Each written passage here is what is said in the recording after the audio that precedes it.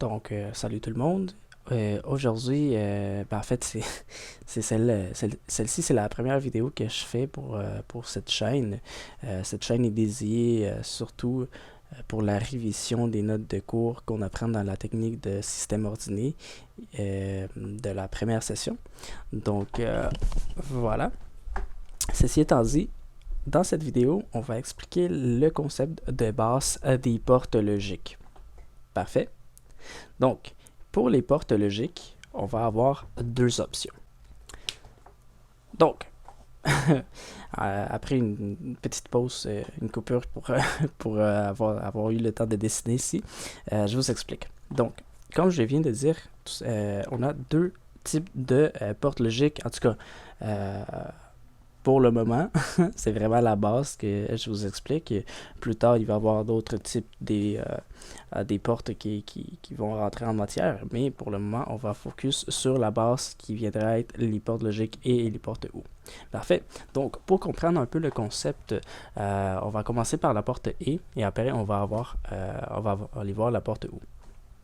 Donc, pour la porte E, avec deux entrées, et une sortie Y, donc A à B avec la sortie Y. Ce qui va se passer à l'intérieur, c'est très simple. En fait, comme vous pouvez voir dans l'exemple ici que j'ai dessiné, imaginez, il y a un interrupteur. Donc, dans le fond, mon interrupteur A viendra être la première ici et le B viendra être ici. OK?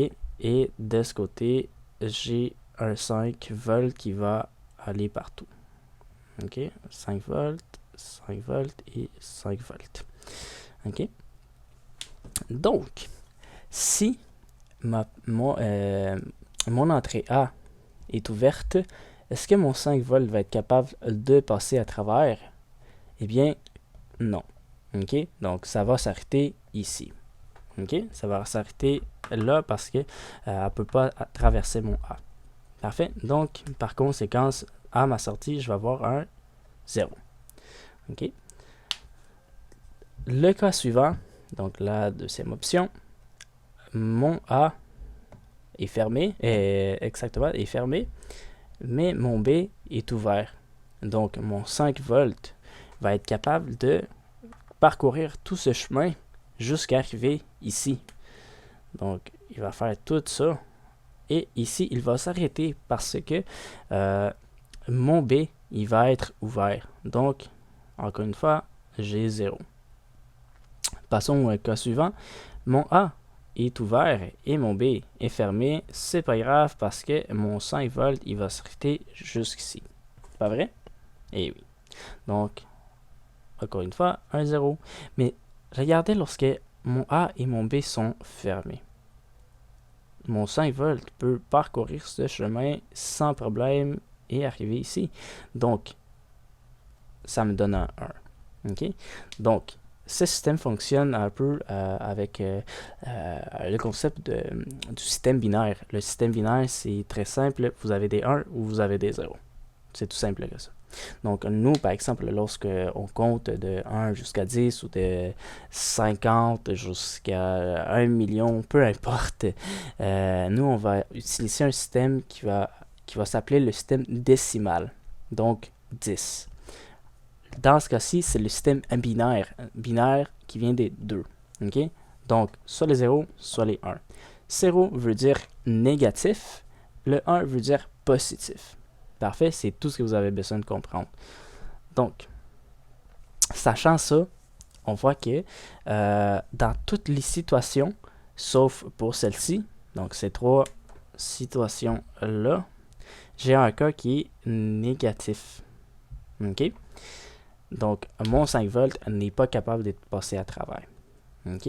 Donc, ça pourrait se traduire, on va le voir après avec une table de vérité pour le démontrer, mais le seul cas qui peut faire en sorte que j'aille un 1 à la fin, un positif, c'est faire en sorte que mon A et mon B soient fermés. Donc, on va le démontrer tout de suite avec une table de vérité. OK?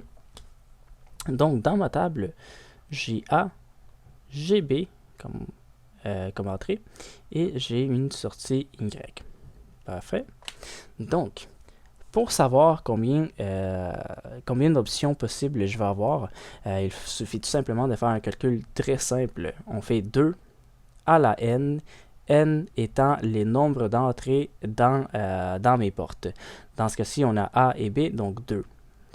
Donc, ça serait 2 exposant 2 qui me donnerait 4.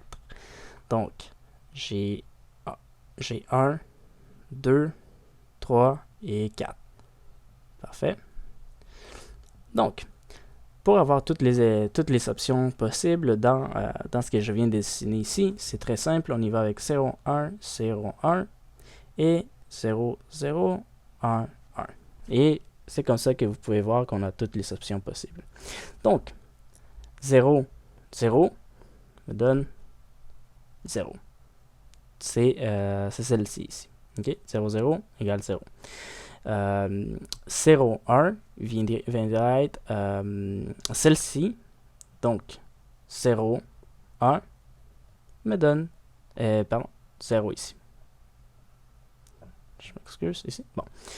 Celle-ci, la troisième, viendrait être mon deuxième dessin. Donc, 1, 0 me donne, comme on l'avait vu tantôt, 0. Et mon dernier dessin, c'est bien ici, c'est que les deux sont à 1, donc mon 5 volts est capable de passer à travers, donc ça me donne un 1. Okay? Donc c'est comme ça qu'on démontre que pour la porte E, ça c'est très important, pour la porte E, mes deux entrées doivent être positives pour que j'aille un résultat positif. Autrement, c'est toujours négatif. Okay? Donc A1, B 1 égale Y1. Parfait. Si vous avez des questions, eh bien, vous allez pouvoir les mettre dans la partie des commentaires. Donc, en fait, je vais pas l'effacer. Je vais le laisser ici parce qu'après, on va pouvoir comparer avec l'autre porte, la porte OU. Parfait. Donc, on laisse de côté cette partie-là, la porte E, et on s'en va à la porte OU. La porte OU est un petit peu différente. Comme vous pouvez voir, c'est comme les interrupteurs sont pas en série, mais bien en parallèle. Donc, on va le faire ensemble, et vous allez comprendre. Eh bien, en fait, c'est... Celle-là, c'est ici. Ça, c'est mon B. Ça, c'est mon A. Et ça, c'est mon B. Ça, c'est mon A. Et ça, c'est mon B. Parfait. Donc, pour partir, on va le faire comme ça. Pour commencer, pardon. Donc, ici, j'ai un 5 volts, encore une fois, comme on l'avait ici. Parfait, pour les portes E. Donc, on a un 5 volts. Le 5 volts, on va essayer de passer par la partie du haut.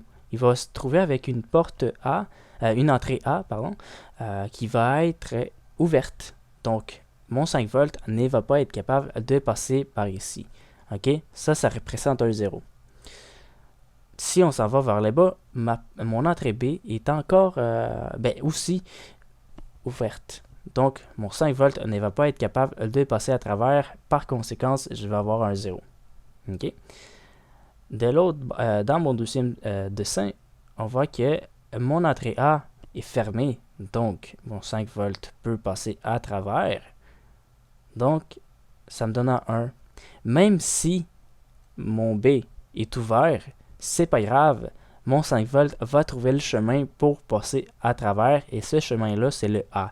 Donc, mon A est à 1. Mon B est à 0. Ça me donne numéro 1, même si le B est à 0, parce que mon 5 volts est capable de passer par ici. Donc, 1.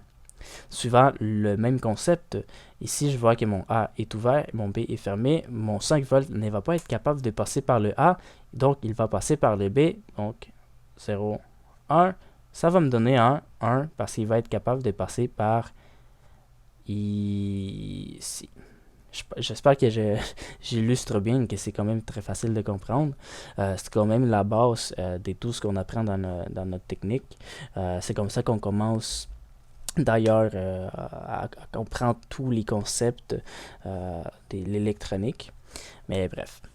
Et dans ce cas-ci, dans mon dernier dessin, je vois que tant mon A que mon B sont à 1, parce que les deux sont fermés.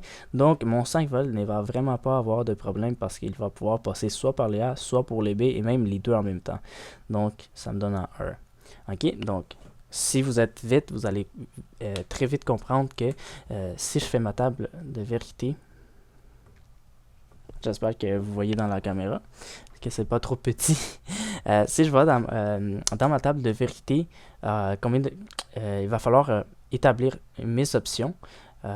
Donc, comme on l'avait dit, c'est 2 exposant n étant le nombre d'entrées. Donc, A, B, encore une fois, c'est 2. Donc, 2 à la 2 égale 4.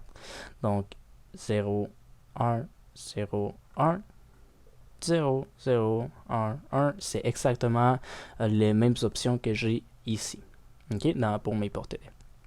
Par contre, les résultats vont être différents. Mon Y va être différent parce que c'est une porte OU et on va le démontrer. Donc, 0, 0, ça viendrait être mon cas ici, est égal à 0. Ici, si mon B est à 1 et que mon A est à 0, ça viendrait être ici. Mon troisième dessin, donc ça me donne 1 parce que mon 5 volts va pouvoir passer par mon B. Donc, ça me donne 1. Même chose pour le suivant, pour le troisième, ça serait mon deuxième dessin. Mon A est fermé et mon B est ouvert. 1, 0. Boum, c'est pas grave si mon B est à 0.